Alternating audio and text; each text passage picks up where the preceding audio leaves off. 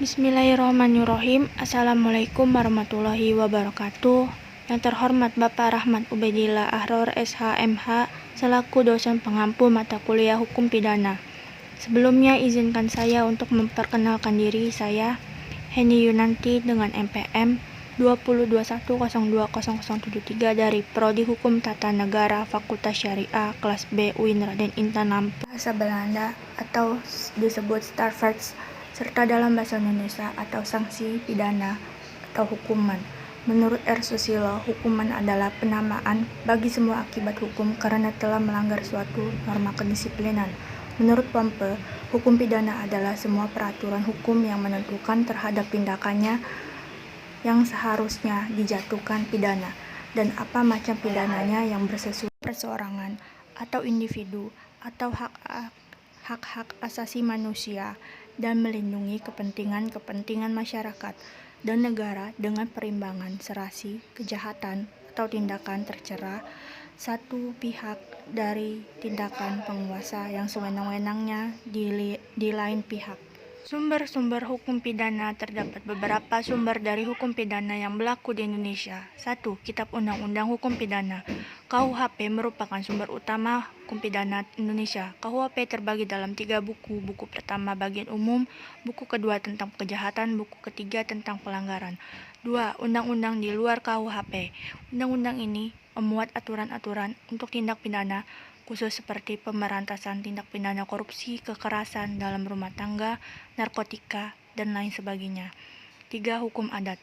Pada daerah tertentu, untuk perbuatan-perbuatan yang tidak tercantum dalam peraturan tertulis seperti KUHP atau undang-undang lainnya, hukum pidana adat masih tetap berlaku sebagai hukum yang hidup. 3. Jurisprudensi adalah keputusan-keputusan dari hakim terlebih dahulu untuk menghadapi suatu perkara yang tidak diatur di dalam undang-undang dan dijadikan sebagai baru bagi para hakim yang lain untuk menyelesaikan suatu perkara yang sama. Hubungan hukum pidana dengan bidang hukum lainnya. 1. Kriminologi merupakan manfaat secara langsung dalam menentukan ruang lingkup kejahatan atau tingkah yang dapat dihukum.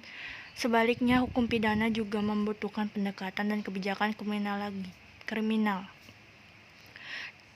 Yang kedua, sosiologi hukum. Hubungannya dengan hukum pidana memfokuskan titik kajiannya pada hubungan timbal balik antara suatu hukum sebagai gejala-gejala sosial yang ada.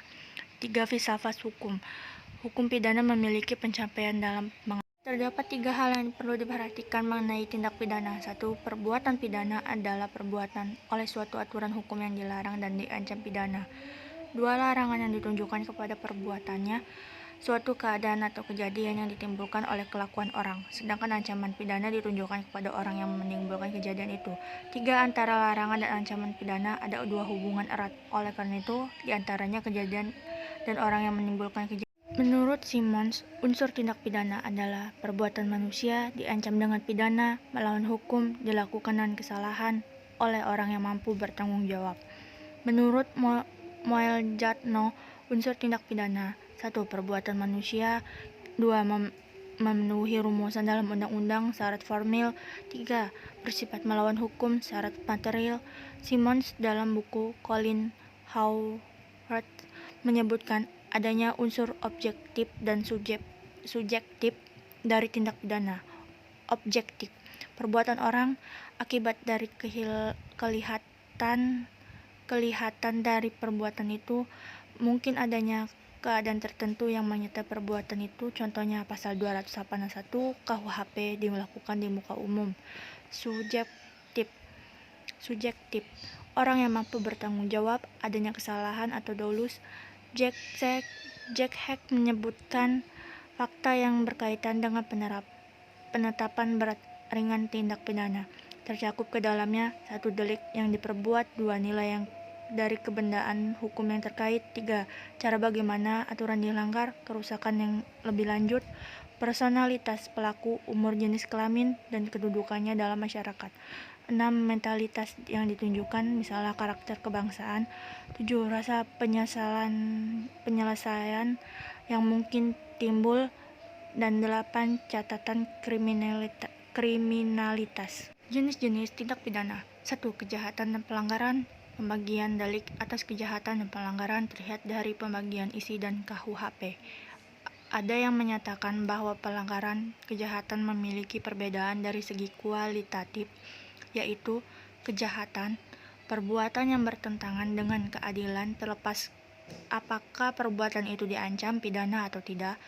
Jadi yang benar-benar dirasakan oleh masyarakat bertentangan dengan keadilan. B.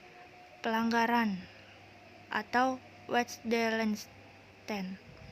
Perbuatan yang umum baru disadari sebagai tindak pidana karena undang-undang menyebutkannya sebagai delik karena adanya undang-undang yang mengancamnya dengan pidana. Yang kedua, delik formil dan delik material. 1. Delik formil. Delik yang perumusannya dititik beratkan kepada perbuatan yang dilarang. Delik tersebut telah selesai dengan dilakukannya perbuatan seperti tercantum dalam rumusan delik. 2. Delik material. Delik yang perumusannya dititik beratkan kepada akibat yang tidak dikehendaki atau dilarang. Delik ini baru selesai apabila akibat yang tidak dikehendaki itu telah terjadi. 3. Delik komisi, omisi, dan omisi semu. Delik komisi, yaitu delik yang berupa pelanggaran terhadap larangan, ialah berbuat sesuatu yang dilarang. Contohnya pencurian pasal 362, penggelapan pasal 372, penipuan pasal 378. Yang kedua, delik omisi, delik yang berupa pelanggaran terhadap perintah, ialah tidak melakukan sesuatu yang diperintahkan atau diharuskan. Contohnya, tidak mendapatkan sebagai saksi di muka pengadilan. Pasal 522, tidak menolong orang yang memerlukan pertolongan. Pasal 531. Ketiga, delik omisi semu. Delik yang berupa pelanggaran larangan, akan tetapi dilakukan dengan cara tidak berbuat. Contohnya, seorang ibu tidak membunuh anaknya dengan tidak memberikan air susu kepada anaknya hingga meninggal dunia. Pasal 338 sampai 340.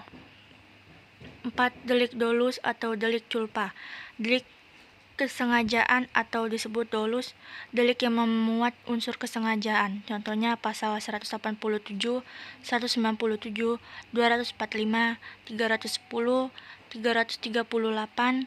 Dan yang kedua, delik kealpaan atau culpa, delik yang memuat kealpaan sebagai salah satu unsur.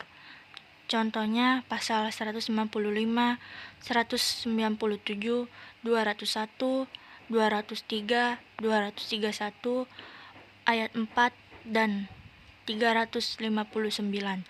5. Delik tunggal dan delik berangkai. 1. Delik tunggal, delik yang cukup dilakukan dengan perbuatan satu kali. Yang kedua, delik berangkai, delik yang baru merupakan delik apabila dilakukan beberapa kali perbuatannya. Contohnya pasal 480